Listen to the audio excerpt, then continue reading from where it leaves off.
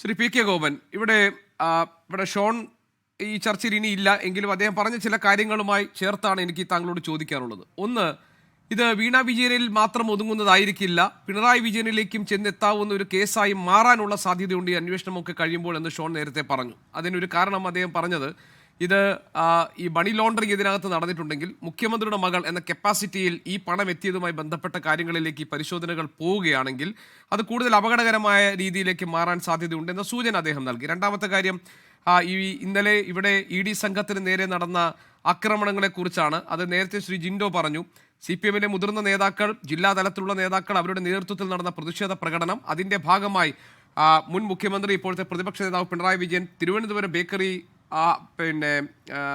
ജംഗ്ഷനിൽ താമസിക്കുന്ന അദ്ദേഹത്തിന് വീട്ടിൽ നിന്ന് ഇറങ്ങുമ്പോൾ ആക്രമിക്കപ്പെട്ട സംഘത്തിൽ നിന്ന് അറസ്റ്റിലായവരൊക്കെ CPM പാർട്ടിയുമായി ചേർന്ന് നിൽക്കുന്നവരാണ് എന്ന വിവരങ്ങൾ പുറത്തു വരുന്നത്. അപ്പോൾ പാർട്ടിക്ക് ഈ അക്രമത്തിലൊന്നും പങ്കില്ല എന്ന് പറഞ്ഞ് മാറാൻ കഴിയുമോ എന്ന ചോദ്യവുമുണ്ട്. ഈ രണ്ട് കാര്യങ്ങൾക്കുമുള്ള താങ്കളുടെ മറുപടി.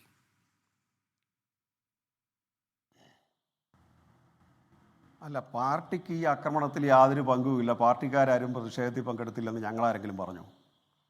ഇന്നലെ അദ്ദേഹം ഇവിടെ സൂചിപ്പിച്ചതുപോലെ പാർട്ടിയുടെ ജനറൽ സെക്രട്ടറി ഉൾപ്പെടെ സഖാവ് MA രവി ഡൽഹിയിൽ അറസ്റ്റ് വരിക്കപ്പെട്ട ആളാണ്. ഇതിൻ്റെ പേരിൽ ജനറൽ സെക്രട്ടറി ഉൾപ്പെടെ താഴെ ഞാൻ നേരത്തെ പറഞ്ഞ കണ്ണൂരിലെ ബീഡി തൊഴിലാളികൾ വരെ സമരത്തിൽ പങ്കെടുത്തതാ. തിരുവനന്തപുരത്തുണ്ടായ സംഭവം നമ്മൾ ശ്രദ്ധയപ്പെട്ടതാ. പക്ഷെ കൂടുന്നവരെല്ലാം CPM-ന്റെ തീട്ടൂരം അനുസരിച്ച് പ്രവർത്തിക്കുന്ന ആളുകൾ മാത്രമായിരിക്കുമെന്ന് കരുതരുന്ന ഞാൻ പറയും. ഇത്തരം ഒരു സന്ദർഭത്തിൽ, ഈ വൈകാരികമായ സന്ദർഭത്തിൽ അതിൻ്റേതായ പ്രയാസങ്ങൾ ഉണ്ടായിട്ടുണ്ട്. പിന്നെ എന്തുകൊണ്ടാണ് പിണറായി വിജയൻ്റെ വീട് റെയ്ഡ് ചെയ്തത് എന്നുള്ളതിന് ഉത്തരം എന്താ അവർക്കുള്ളത്? അത് AKG ഫ്ലാറ്റ് വെച്ച് കമ്പനി രജിസ്റ്റർ ചെയ്തു. ഞങ്ങളുടെ നേതാക്കൾക്ക്, നിങ്ങളുടെ നേതാക്കൾക്കുള്ളതുപോലെ തിരുവനന്തപുരത്തൊരു വീട്, സ്വന്തം നാട്ടിലൊരു വീട്, മദ്രാസിൽ വേറൊരു വീട്, ഡൽഹി ചെന്ന അവിടെ ഒരു വീട്, അങ്ങനെയുള്ള ഏർപ്പാടുകളൊന്നുമില്ല. മുഖ്യമന്ത്രി 17 വർഷം പാർട്ടി സെക്രട്ടറി ആയിട്ടിരുന്ന എനിക്ക് ഗോപികൃഷ്ണൻ സമയം തരുമെന്ന് ഞാൻ പ്രതീക്ഷിക്കുന്നുണ്ട്. കാരണം അത്ര കൂടുതൽ റൗണ്ട് ചർച്ചകൾ നിങ്ങൾ അപ്പുറത്തേക്ക് കൊടുത്തു. അത് ഞാനിപ്പം ഇടപെടുന്നില്ല. അപ്പോൾ തിരുവനന്തപുരത്ത് 17 വർഷം പാർട്ടി സംസ്ഥാന സെക്രട്ടറി, 10 വർഷം മുഖ്യമന്ത്രി ആയിരുന്നാൽ തിരുവനന്തപുരത്ത് വീടില്ല. AKG സെൻറ്ററിൻ്റെ മുമ്പിലുള്ള ഒരു വളരെ പഴയ ഒരു ഫ്ലാറ്റിലാണ് ഇവരൊക്കെ, 2 മുറി ഫ്ലാറ്റ് വീതം ഇവരെല്ലാം താമസിക്കുന്നത്. അപ്പോൾ പിണറായി വിജയൻ വർഷങ്ങളായിട്ട് അവിടെ താമസിക്കുകയാണ്. അതുകൊണ്ടാണ് ആ അഡ്രസ്സിൽ വെച്ച് കമ്പനി ഉണ്ടാവുന്നത്. അതല്ലാതെ AKG ഫ്ലാറ്റ് എന്ന് പറഞ്ഞ് ആക്ഷേപിക്കേണ്ട. ഇനി പിണറായി വിജയൻ താമസിക്കുന്ന വീട്ടിലാണ് റെയ്ഡ് നടത്തിയത്. പിണറായി വിജയൻ യഥാർത്ഥത്തിൽ താമസിക്കേണ്ട അവിടെ ഗോപികൃഷ്ണ പ്രതിപക്ഷ നേതാവിൻ്റെ വസതിയിൽ. ആ പ്രതിപക്ഷ നേതാവിൻ്റെ വസതി ഒഴിഞ്ഞു കൊടുക്കാത്തത് എന്താ ഒഴിഞ്ഞു കൊടുത്തിട്ട് മുഖ്യമന്ത്രിയുടെ വസതിയിലോട്ട് പോകാത്തത് എന്താ? അപ്പോൾ ഇതിനകത്തുള്ള ഒരു ദുരൂഹത എന്താ? ഇനി നിങ്ങൾ മാധ്യമങ്ങൾ പറയുന്ന ഒരു കാര്യമുണ്ട്, ഇടതുപക്ഷ മുന്നണി സർക്കാർ ഇരിക്കുമ്പോൾ മന്ത്രിമാരുടെ ഓഫീസിൽ മെയിൻ്റനൻസ് നടത്തിയാൽ അതിന് നിങ്ങൾ കൊടുക്കുന്ന പദപ്രയോഗം മോടി പിടിപ്പിക്കാൻ. UDF-ന്റെ മന്ത്രിമാർ വന്ന് മെയിൻ്റനൻസ് നടത്തിയാൽ അതിന് നിങ്ങൾ കൊടുക്കുന്ന നാമധേയം അറ്റകുറ്റപ്പണികൾ. ഇത് കേരളത്തിലെ ഭാഷാ പഠനത്തിൽ പ്രത്യേകമായിട്ട് എടുത്ത് ഉപയോഗിക്കേണ്ടതാണ്. ഓരോ പാർട്ടികൾ മാറുമ്പോൾ ഭാഷ എങ്ങനെ മാറുന്നുള്ളത്. അപ്പോൾ പിണറായി വിജയൻ വാടക വീട്ടിൽ താമസിച്ചിരുന്ന വീട്ടിൽ പിണറായി വിജയനെ എന്തിനാ തടഞ്ഞു വെച്ചേ? അതിന് ഉത്തരം ആദ്യം പറ. പിണറായി വിജയനെ രാവിലെ എന്നിട്ട് നിങ്ങൾ പുറത്തു പൊക്കോളൂ, ഞങ്ങൾക്ക് ഈ വീട് റെയ്ഡ് ചെയ്യാനുണ്ട്, വീണ ഇവിടെ നിൽക്കട്ടെ എന്ന് പറയാൻ എന്താ? അതിന് പകരം പിണറായി വിജയനെ തടഞ്ഞു വെച്ച്, പിണറായി വിജയൻ കേസിൽ പ്രതിയല്ല, പിന്നെന്തിനാണ് പിണറായി വിജയനെ തടഞ്ഞു വെച്ച്? ഇനി മാസപ്പടി എന്ന പ്രയോഗം കേരളത്തിലെ ഒരു പ്രമുഖ മാധ്യമം കൊടുത്തതാ. മാസപ്പടി പണ്ട് ഈ മദ്യദുരന്തം ഉണ്ടായ കാലത്ത് ചില രാഷ്ട്രീയക്കാർ മദ്യവ്യാപാരികളിൽ നിന്ന് മാസപ്പടി പറ്റുമായിരുന്നു. ആ വാചകമാണത്. ഈ പറഞ്ഞ മാധ്യമം ഉൾപ്പെടെ CMLR-ൽ നിന്ന് പണം വാങ്ങിച്ചിട്ടുണ്ടോ ഇല്ലയോ എന്നുള്ളത് പരിശോധിക്കപ്പെടേണ്ടതാണ്. വേറൊരു കാര്യം, ഞാനൊരു മാധ്യമത്തെ ഇപ്പോൾ കുറ്റപ്പെടുത്തുന്നില്ല, പക്ഷെ മാധ്യമങ്ങൾ പൈസ വാങ്ങിച്ചിട്ടുണ്ട്.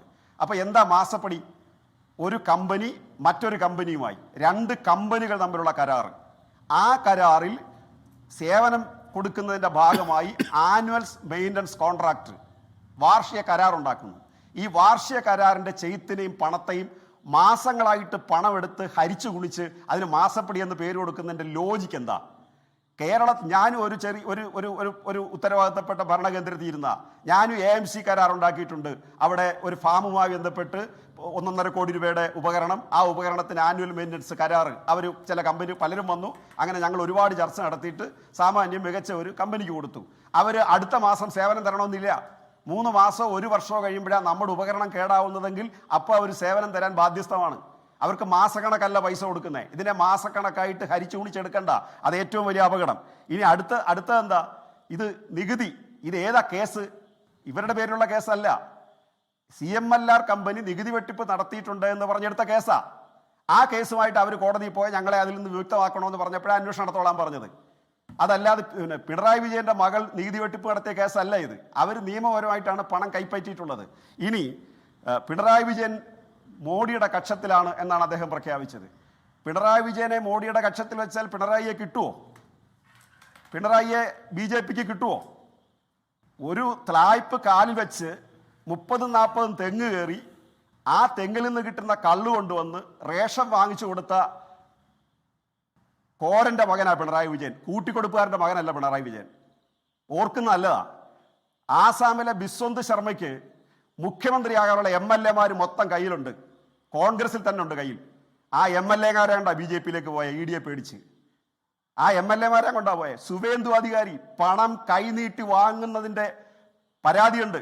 അതിലാണ് ED കേസെടുത്തത് സുവേന്ദു അധികാരിയെ. BJP ചെന്നപ്പോൾ മാറി. തൈലാദി വസ്തുക്കൾ അശുദ്ധമായാൽ പൗലോസ് തൊട്ടാൽ അത് ശുദ്ധമാകുമെന്ന് പണ്ടൊരു പഴഞ്ചൊല്ലുണ്ട്. അതുകൊണ്ട് ED സ്പർശമേറ്റാൽ എല്ലാവരും മാന്യന്മാരാകും. ഈ രാഹുൽ ഗാന്ധിയും സോണിയാഗാന്ധിയും നാഷണൽ ഹെറാൾഡ് കേസിൽ അനധികൃതമായിട്ടാണ് അന്വേഷണം നടത്തുന്നതെന്നും അവരെ 5 ദിവസം ചോദ്യം ചെയ്തേ. അതിനെക്കുറിച്ച് ആദ്യം ഇന്ത്യ രാജ്യത്ത് എതിർ സ്റ്റേറ്റ്മെന്റ് ഇറക്കി, ആ EDക്കെതിരായിട്ട് സ്റ്റേറ്റ്മെന്റ് ഇറക്കിയ ആളിന്റെ പേരുകൂടിയാണ് പിണറായി വിജയൻ. ആ പിണറായി വിജയനെ എന്തുകൊണ്ട് അറസ്റ്റ് ചെയ്യുന്നില്ല എന്ന് കേരളത്തിൽ വന്ന് ചോദിച്ചാളാ രാഹുൽ ഗാന്ധി. ഇന്ത്യ രാജ്യത്ത് അരവിന്ദ് കേജ്രിവാൾ മോശവ, MK സ്റ്റാലിൻ മോശവ, തേജസ്വി യാദവ് മോശവ, നമ്മുടെ ഇവരുടെ മൽഹോത്ര, തൃണമൂലിന്റെ മൽഹോത്ര MP ഇവരൊക്കെ മോശവ. ഇവരൊക്കെ പ്രതികരിച്ചപ്പോൾ നമ്മുടെ VD സതീശൻ സാറിന്റെ മുഖം എന്താ? ഗോപികൃഷ്ണൻ അറിയാമല്ലോ, മണിച്ചിത്രത്താഴിലെ ഏറ്റവും ഹൈലൈറ്റ് സീനാണ്. അതിന്റെ ഏറ്റവും അവസാനം കുതിരവട്ടം പപ്പു ഒരു അരഭിത്തിക്കകത്ത് കയറിയിരുന്ന് മുട്ടിന്റെ മേൽ കാല് വെച്ചിട്ടൊരു ചോദ്യം ചോദിക്കുന്നുണ്ട്. എൻ്റെ മുഖത്തേക്കൊന്ന് നോക്കിയേ, എന്തെങ്കിലും ഒരു ഭാവവ്യത്യാസം നിങ്ങൾക്ക് തോന്നുന്നുണ്ടോ? ഈ ഭാവാഭിനയമാണ് കേരളത്തിൽ ED കയറിയതിനെ കുറിച്ച് അദ്ദേഹത്തിന്റെ പ്രതിപക്ഷ നേതാവ്, അദ്ദേഹത്തിന്റെ ക്യാബിനറ്റ് റാങ്കിൽ പെടുന്നവർക്ക് ഈക്വലായ ഒരു പ്രതിപക്ഷ നേതാവ്, അദ്ദേഹം പോയി വീട്ടിൽ പോയി കണ്ട മുഖ്യമന്ത്രി, അദ്ദേഹത്തിന്റെ ചടങ്ങിൽ മാന്യമായി പങ്കെടുത്ത് ആശംസ അർപ്പിച്ച ഒരു മുഖ്യമന്ത്രിയെ 7 മണിക്കൂർ നേരം വെള്ളം കൊടുക്കാതെ തടഞ്ഞു വെച്ചപ്പോ അത് ശരിയല്ല എന്ന് പറയാനുള്ള മര്യാദ കാണിക്കാത്ത ഒരു മുഖ്യമന്ത്രിയാണ് കേരളം ഭരിച്ചുകൊണ്ടിരിക്കുന്നത്. അദ്ദേഹം പോയി സെറ്റിൽമെന്റ് ഉണ്ടാക്കിയപ്പോ പിറ്റേന്ന് ഇവിടെ അന്വേഷണമായിട്ട് വന്നു. അദ്ദേഹം പോത്തിനെ ചാരി പൂട്ടുകാരനെ അടിക്കാന്നൊന്നും എനിക്കറിയാൻ വയ്യ. കാരണം പണ്ട് ജന്മികളുടെ കാലത്ത് ഈ ഉഴവ് നടക്കുമ്പോൾ പൂട്ടുകാരനെ ഒരു അടിയടിക്കണമെങ്കിൽ പോത്തിനെ അടിക്കുന്ന ഭാവത്തിൽ പൂട്ടുകാരനെ അടിക്കും. അതുപോലെ അടിച്ചതാണോ ഇല്ലോ എന്നൊന്നും ഞാൻ പറയുന്നില്ല.